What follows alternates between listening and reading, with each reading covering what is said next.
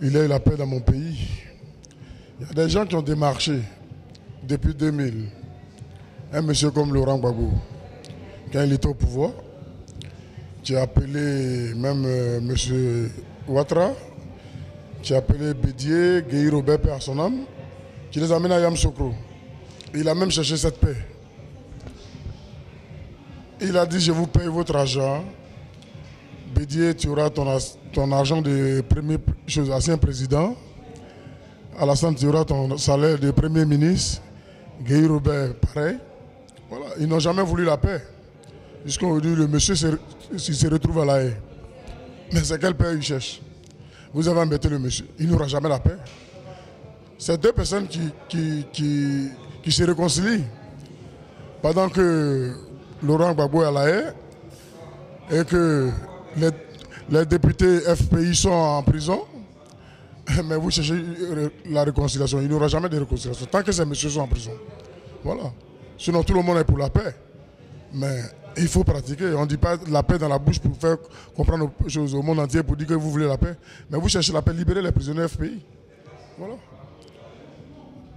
Parce que le monsieur, avant d'arriver au pouvoir, le monsieur qu'on appelle Alassane Dramane Ouattara, il a dit tant qu'il n'était pas président, ce pays sera ingouvernable. Maintenant qu'il a le pouvoir en Côte d'Ivoire, qu'il est président, ils ont même dit que c'est Gbagbo Laurent qui tuait. Le monsieur, il est à la haie et ça continue de mourir. Mais qui gère ces jeunes gens? Parce que ça, ce n'est plus la faute au FPI. C'est ces militaires qu'il a envoyés, qui sont en train de foutre le désordre dans les villages des gens, tuer les parents des gens. Ouais. Et nous sommes ailleurs, on interdit de rentrer en Côte d'Ivoire. Voilà. Peut-être que si j'étais en Côte d'Ivoire, j'étais parmi tant d'autres, on allait m'arrêter. Voilà, parce que je m'y connais. Voilà.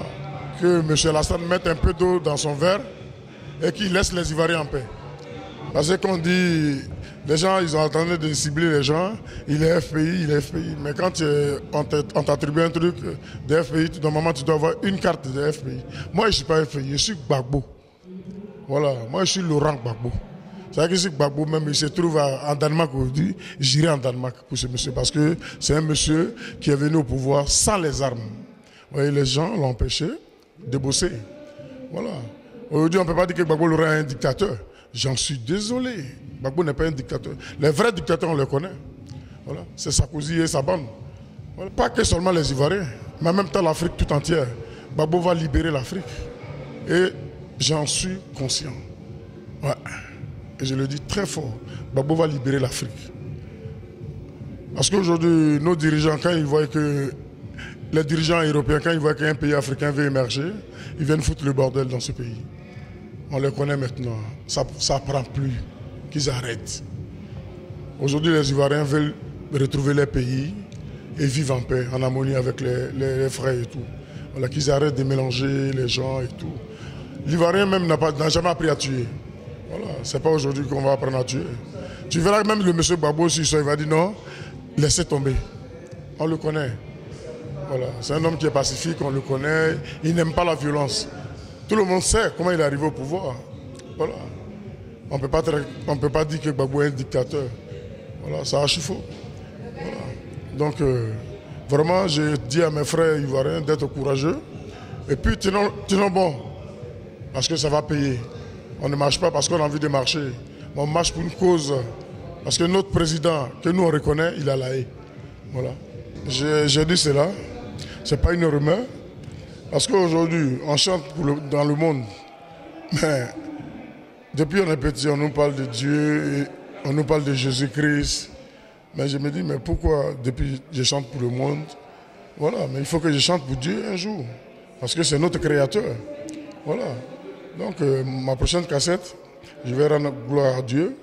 Et puis peut-être qu'il va me bénir. Parce qu'il a dit là même où il y a deux personnes qui chantent son nom, il va te grandir. Donc voilà. Donc mon prochain album, ça sera pour le Seigneur. Voilà, c'est pas une rumeur, c'est la vérité. Ouais.